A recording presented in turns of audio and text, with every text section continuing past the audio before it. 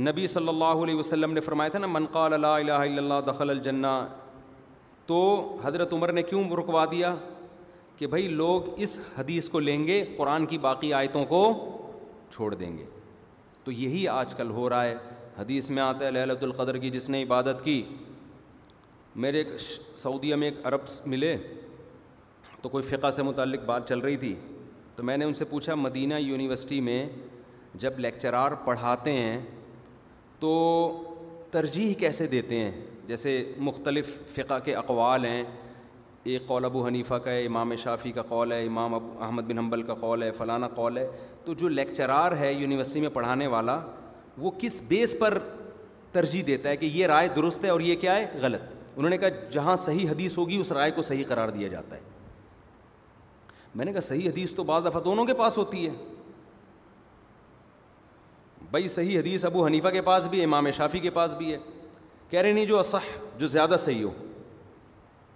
اچھا وہ خود بھی یونیورسٹی میں تھے, بڑی پوسٹ پر رہے ہیں وہ. تو کہتے ہیں جب بغیر تعویل کے جو صحیح حدیث پیش کرے گا, حدیث پیش کرے صحیح لیکن اس میں تعویل نہ کرے, اس رائے پہ فتویٰ دیا جاتا ہے. تو میں نے ان سے تو زیادہ بحث نہیں کی, میں نے یہ بولیں گے میرے سے بحث کر رہے. تو یہ بات کہہ دینا بہت آسان ہے. مجھے خیال ہوا میں ان سے ایک حدیث پیش کرتا ہوں کہ صحیح حدیث ہے. رسول اللہ صلی اللہ علیہ وسلم سے پوچھا گیا یا رسول اللہ, زمانہ جاہلیت میں عورت زندہ دفن کر دیتی تھی بچے کو, اس کے بارے میں کیا حکم ہے؟ صحیح حدیث ہے, آپ نے فرمایا الوائدۃ والموعودۃ فی النار, دفن کرنے والی اور جس کو دفن کیا گیا. حدیث کا ظاہری مطلب یہی ہے, بغیر تعویل کے یہی مطلب ہے, اگر تعویل نہ کرو. جس کو دفن کیا گیا اور جس نے دفن کیا, دونوں جہنم میں. اب بتاؤ یہ حدیث جیسے ہی آپ کے سامنے آئے گی فوراً ایک اشکال ہوگا نا کہ جس بچی کو دفن کیا جا رہا ہے اس بیچاری کا کیا قصور ہے بھائی, اس کو کیوں؟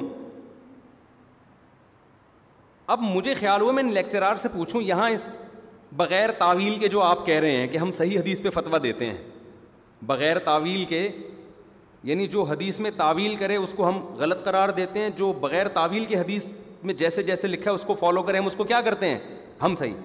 ان سے تو میں نے بحث نہیں کی, لیکن میں آپ سے یہ بات کر رہا ہوں کہ بغیر تعویل کے اگر آپ حدیث لے لو تو اس سے تو یہ نظر آ رہا ہے کہ وہ جو بیچاری معصوم بچی ہے وہ کہاں جائے گی؟ بولو نا, جہنم میں. یہی وجہ ہے کہ کسی نے بھی اس حدیث کو ایز اٹ از نہیں لیا ہے, اس حدیث میں تعویلات کی ہیں. کیوں؟ اس لیے کہ اس حدیث سے جو مفہوم ظاہر ہو رہا ہے وہ دیگر درجنوں احادیث اور قرآنی آیات کے خلاف ہے. علامہ ابن قیم رحمہ اللہ لکھتے ہیں کہ سورہ تکویر میں اللہ کا ارشاد ہے وَإِذَا الْمَوْعُودَةُ سُئِلَتْ بِأَيِّ ذَنبٍ قُتِلَتْ, قیامت میں اللہ عدالت کے کٹہرے میں زندہ دفن کی ہوئی بچی کو لا کے پوچھے گا بتا تجھے کس جرم میں قتل کیا گیا. تو جس بچی کو بغیر جرم میں قتل کیا گیا, اس کے بغیر جرم کے قتل کی وجہ سے اللہ باپ سے انتقام لے رہا ہے, تو اللہ بغیر جرم کے اس کو کیوں سزا دے گا بھائی؟ اس آیت سے واضح پتہ چل رہا ہے کہ نہیں چل رہا؟ اسی وجہ سے جتنے محدثین اس حدیث کی تعویل کرتے ہیں وہ تعویلات کیا ہیں, وہ ایک بعض نے کہا صلہ محذوف ہے, الوائدہ سے والموعودہ سے مراد ہے والموعودۃ لہا, وہ عورت جس کے لیے دفن کیا گیا, یعنی وہ بچی نہیں, وہ بچی جس کے لیے دفن کیا گیا. موعودۃ لہا, جس کے لیے اس بچی کو دفن کیا گیا, یعنی اس کی ماں کے لیے, ماں راضی تھی اس عمل پہ یا باپ راضی تھا, تو جس کو خوش کرنے کے لیے کام کیا گیا وہ مراد ہیں. بعض نے اس کا مفہوم یہ بیان کیا کہ قیامت کے دن جو کافروں کے بچے دنیا میں سے جاتے ہیں, قیامت میں اللہ ان کو بالغ کر کے امتحان لے گا, ان سے آزمائش میں. یہ بھی بہت مضبوط قول ہے, بعض روایتیں بھی اس کی تائید میں ملتی ہیں. اللہ اعلم بما كانوا عاملین, حدیث میں آتا ہے کہ اللہ کو پتہ ہے انہوں نے کیا عمل کرنا تھا. تو یہ عمل کروایا جائے گا ان سے, پھر جو جنت والے اعمال کرے گا وہ جنت میں, جو جہنم والے اعمال کرے گا وہ جہنم میں. تو نبی کو اس بچی کے بارے میں معلوم تھا کہ اللہ نے علم دیا ہوگا کہ جب اس کو قیامت کے دن آزمائش میں ڈالا جائے گا تو یہ شرک کو قبول کرے گی. تو اسپیسیفک اس بچی کے بارے میں جو قیامت کے دن اپنے اختیار سے, وہ تعویلات تو ایک الگ باب ہے. ابھی تو میرا مقصد حدیث کی تشریح نہیں ہے, ابھی تو میرا مقصد یہ بتانا ہے جو ہمارے اہل حدیث بھائی کہتے ہیں نا اذا صح الحدیث فهو مذہبی, جب بھی حدیث ملے بس وہ ہم, ایسا نہیں ہے بھائی, کسی فقیہ کا یہ اصول نہیں ہے. حدیث کو متواتر حدیث کے مقابلے میں دیکھا جاتا ہے, قرآن کے مقابلے میں دیکھا جاتا ہے. قرآن جگہ جگہ حدیث میں آ رہا ہے والموعودۃ فی النار, جس کو دفن کیا گیا وہ بھی جہنم میں, لیکن قرآن درجنوں مقام پہ کہہ رہا ہے ولا یظلم ربک احدا, تیرا رب کسی پہ ظلم نہیں کرے گا. وما کنا معذبین حتی نبعث رسولا, جب تک ہم پیغمبر کو بھیج کے حجت تمام نہ کر دیں کسی قوم کو ہم عذاب نہیں دیتے. تو بچی پر تو حجت تمام ہی نہیں ہوتی ہے نا, اتنی ساری آیتیں ہیں.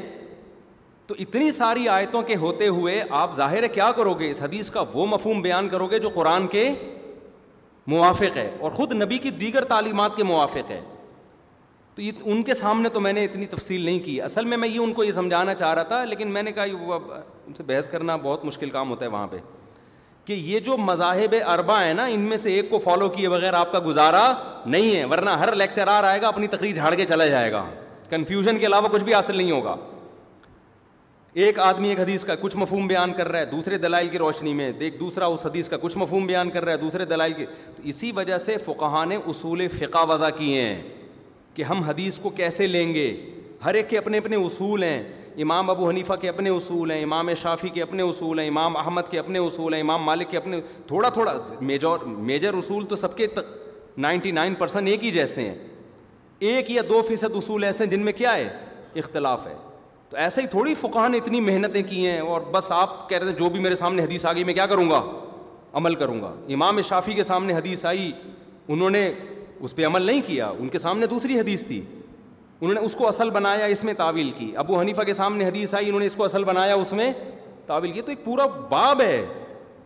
تو اس طرح تو لیکچرار کا فقہ تو رائج ہوگا دنیا میں جو وہ کہہ رہے ہیں. لوگ مجتہدین سے کیا ہو جائیں گے, بدگمان. لوگ کہیں گے یار اتنی صحیح حدیث موجود ہے اور ان کا فتویٰ اس کے خلاف ہے. ان کا تبھی اکثر یہ لوگ جو اس طرح کی سوچ رکھتے ہیں, نتیجہ کیا نکلتا ہے, وہ سمجھتے ہیں کہ میں ٹھیک ہوں, باقی سارے مجتہدین ائمہ وہ کیا تھے, وہ غلط تھے. ہمارے ایک دوست ہیں سلفی ہیں, میری بڑی اچھی دوستی ہے ان سے, اور بڑے معتدل قسم کے سلفی ہیں, میری بڑی گپ شپ ہے.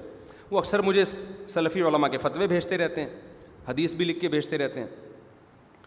تو انہوں نے مجھے ایک فتویٰ بھیجا شیخ صالح العثیمین رحمہ اللہ تعالیٰ کا.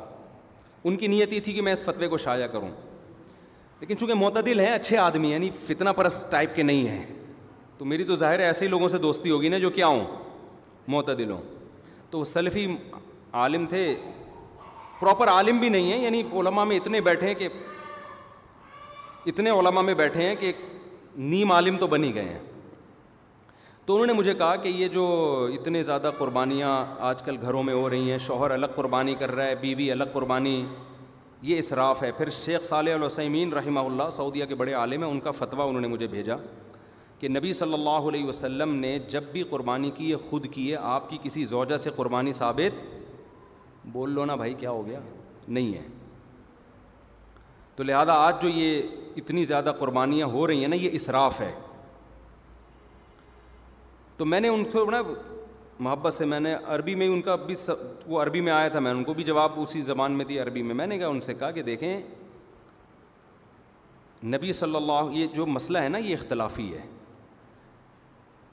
چاروں ائمہ میں کیا ہے, اختلافی مسئلہ ہے کہ گھر کے سربراہ کی طرف سے قربانی کافی ہے یا جو بھی صاحب نصاب ہے, مالدار ہے, الگ سے قربانی کرے گا کہ نہیں کرے گا.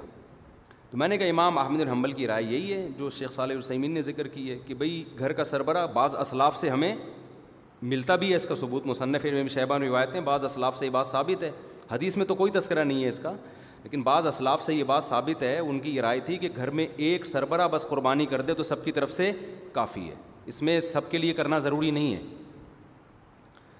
تو میں نے ان سے کہا, میں نے کہا ٹھیک ہے, لیکن جو مسئلہ ائمہ اربعہ میں کیا ہے, اختلافی ہے, اور پورے بر صغیر انڈیا پاکستان میں امام حنیفہ کی فقہ کو فالو کیا جاتا ہے.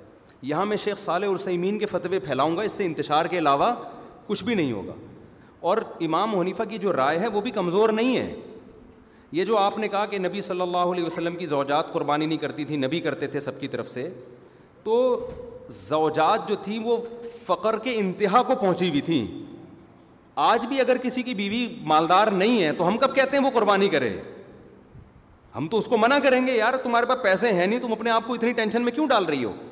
بات ان بیویوں کی ہو رہی ہے جنہوں نے اچھے خاصے سونے اور چاندی اپنے پر لاکھوں روپے اپنے بینکوں میں رکھے ہوئے ہیں, پورے سال عیاشی پہ پیسہ اڑا رہی ہیں, قربانی میں آ کے کیا کہتی ہے, ہم پہ قربانی واجب نہیں ہے, اور صالح العثیمین کا فتویٰ لے رہی ہیں. آپ کیوں صالح العثیمین کا فتویٰ لے رہے ہو بھائی؟ تو امام حنیفہ کا فتویٰ آپ کے لیے شیخ صالح العثیمین کے فتوے سے زیادہ ویلیو رکھتا ہے, کیونکہ یہ ایک فقہ رائج ہے. آپ یہاں کوئی اور فتویٰ چلاؤ گے, تشویش کے علاوہ کچھ بھی حاصل. ایک آدمی کہے گا لازم نہیں ہے, دوسرا کہے گا لازم ہے. تو میں نے کہا شیخ میں آپ کا احترام کرتا ہوں, لیکن آپ بر صغیر میں فقہ حنفی کے فتوے کو فالو کریں, وہی پھیلایا جائے گا. یہاں 6 رائے, وہ اس کی رائے کچھ اور ہے, اس کی رائے کچھ اور ہے, اس کی رائے. اور میں نے کہا یا تو ہوتا نا امام حنیفہ کی رائے بالکل قرآن و سنت کے اگینسٹ ہوتی, تو بھی ہم کہتے ہیں نہیں لیا جائے گا اس رائے کو, اس کی بھی مضبوط دلیل ہے. من وجد سعة لأن يضحي فلم يضحي فلا يقربن مصلانا. صحیح حدیث ہے کہ جس کے پاس گنجائش تھی اور قربانی نہیں کی وہ ہماری عیدگاہ میں نہیں آئے گا. تو اس میں تو نبی نے مرد اور عورت کا کوئی فرق نہیں کیا. تو اگر کسی کی بیوی نبی کی زوجہ کی طرح غریب ہے, مسکین ہے, وہ نہ کرے قربانی. یہاں تو ہم مالدار عورتوں کی بات کر رہے ہیں, مالدار شخص کی بات کر رہے ہیں.